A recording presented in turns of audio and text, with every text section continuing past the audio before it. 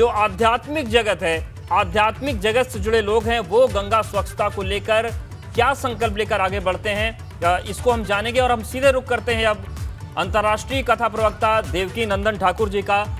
महाराज जी, बहुत स्वागत है एबीपी गंगा के गंगा प्रतिज्ञा ई संकल्प में आपका। आपका अवधेश जी बहुत बहुत धन्यवाद। एंड आपको और आपके सभी व्यूअर्स को मेरा प्यार भरा राधे राधे।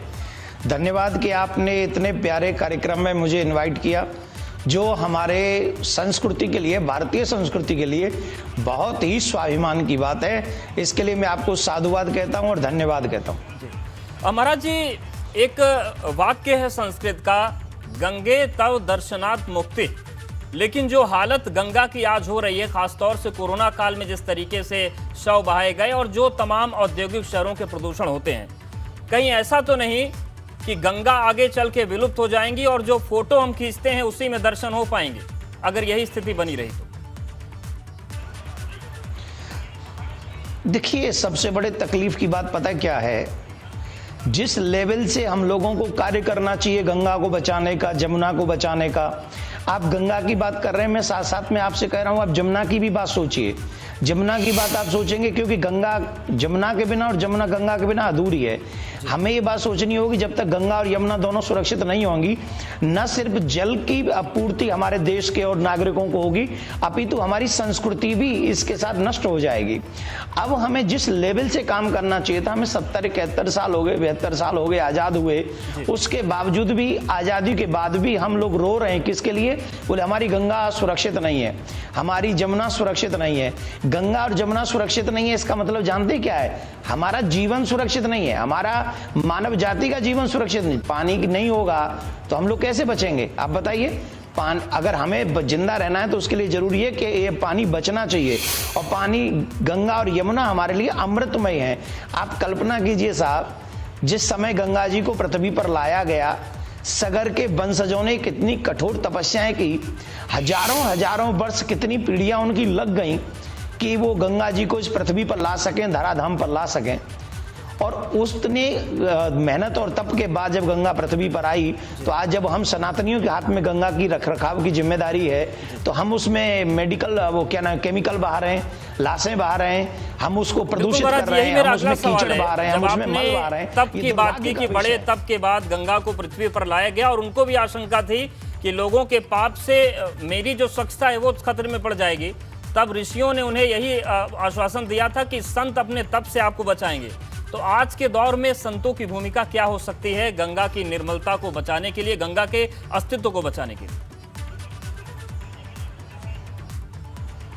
देखिए अवधेश जी, मुझे जहां तक मालूम है, आप कभी कभी हमारी कथाओं को प्रैक्टिकल पंडाल में ना पहुंचकर एक दो बार पंडाल में भी आए, और उसके अलावा भी आप यूट्यूब चैनल पे और आस्था पे, या जब भी हम कहीं कथा प्रसारण लाइव होता है तो आप देखते हैं।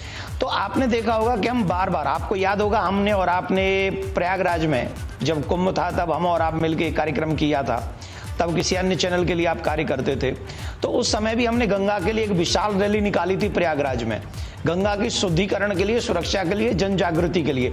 जो कार्य सरकारों को करने में बहुत समय लग जाता है, ये साधु संत उस कार्य को करने में विदिन सेकंड अपना कार्य कर देते हैं। आज हजारों लाखों लोग हमारी कथा पंडाल में आते हैं और हम उनको कहते हैं कि आप गंगा में जाके वस्त्र मत धोइए, हम उनको कहते हैं आप गंगा में जाके तेल मत लगाइए, हम उनको कहते हैं गंगा में जाके आप साबुन मत लगाइए। तो इस कार्य को करने में सरकार को बहुत समय लग जाएगा, लेकिन वही कार्य हमने पंडाल में विदिन सेकंड कर दिया। दुर्भाग्य से साधु संतों की क्षमता को, सामर्थ्य को, ये जो शासन में बैठ जाते हैं वो लोग नहीं समझ पाते हैं, और उनको लगता है कि ये कुछ करते ही नहीं है। तो जब ये कुछ नहीं करते तो जो शासन करता है, फिर वो ड्रिल मोल रुपया जो उनका होता है कि एक कार्य को करेंगे, उनको एक कनेक्शन लेने में ही 1 साल लग जाता है, उस तरीके से जाएंगे तो गंगा नहीं बचेगी।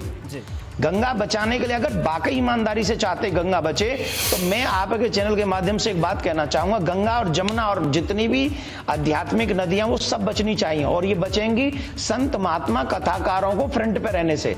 ये राज्य सरकार है या मंत्री या विधायक, एमपी, एमएलए ये नहीं बचा सकेंगे, क्योंकि इनके पास पूरे देश के कारोबार है, उनके पास पूरे देश का काम है, जिम्मेदारी है। ये गंगा को देखेंगे, जमुना को देखेंगे कि इनको क्या नाम है अपने कार्य को देखेंगे। तो मुझे तो ऐसा लगता है कि जो आध्यात्मिक विषय है उनके लिए आध्यात्मिक विषयों की, व्यक्तियों की एक टोली बनानी चाहिए और ये जिम्मेदारी उनको सौंपनी चाहिए। सरकार और प्रशासन को उनका समर्थन करना चाहिए और सहयोग करना चाहिए। बिल्कुल महाराज जी, और इसीलिए एबीपी गंगा ने ये प्रतिज्ञा ली है कि इस जागरूकता अभियान को हम और तीव्रता देंगे। लेकिन गंगा प्रतिज्ञा ई संकल्प के मंच पर आप क्या संकल्प लेंगे महाराज जी आज, ताकि ये अभियान और बड़ा हो सके?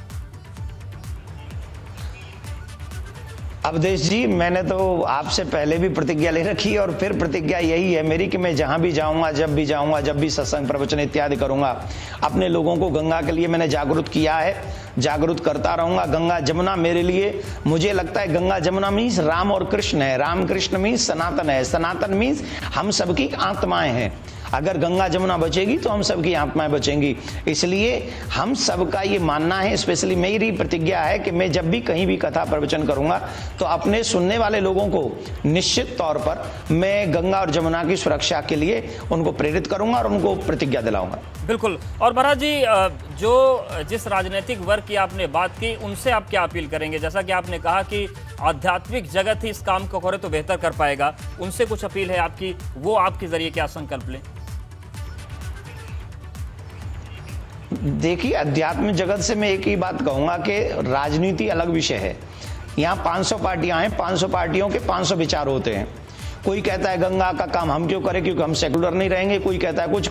तो ये जो सारी चीजें हैं, गंगा मानव जाति का प्राण है। तो जितनी भी राजनीतिक पार्टियां हैं, अभी देखिए आप, जब उत्तर प्रदेश के चुनाव की चर्चाएं अभी से शुरू हो गई हैं, जाति गणना, मतगणना, अतरम शटरम, न जाने कौन कौन सी चर्चा हो रही हैं। इन चर्चाओं के बीच में ये भी तो रखना चाहिए कि ये भारत संस्कृति जो है, भारतीय संस्कृति सनातनियों की संस्कृति है और यहाँ मूलतः अधिक संख्या हिंदुओं की है। तो हिंदुओं के लिए गंगा जमुना एक महत्वपूर्ण विषय है। तो सभी पार्टियों को मिलकर इस पे चर्चा करनी चाहिए और मुझे ऐसा लगता है चर्चा करके वो ईमानदारी से, मेरे पास आइडिया है, जितने शहरों से होते हुए गंगा अथवा जमुना जाती है, 1 साल का सारा उनका जो ये उनमें आता है ना, ये जो सिटी के वो होते हैं, क्या बोलते हैं उनको, जहां वो चेयरमैन और महापौर और अध्यक्ष बनाते हैं, जितना भी पैसा उस शहर के विकास के लिए आता है, उस डिस्ट्रिक्ट के विकास के लिए आता है, 1 साल का पैसा उनको वो रख लेना चाहिए। 1 साल का बिल्कुल। पैसा, और उम्मीद करते हैं कि आपका जो सुझाव है राजनीतिक वर्ग मानेगा, आपके जो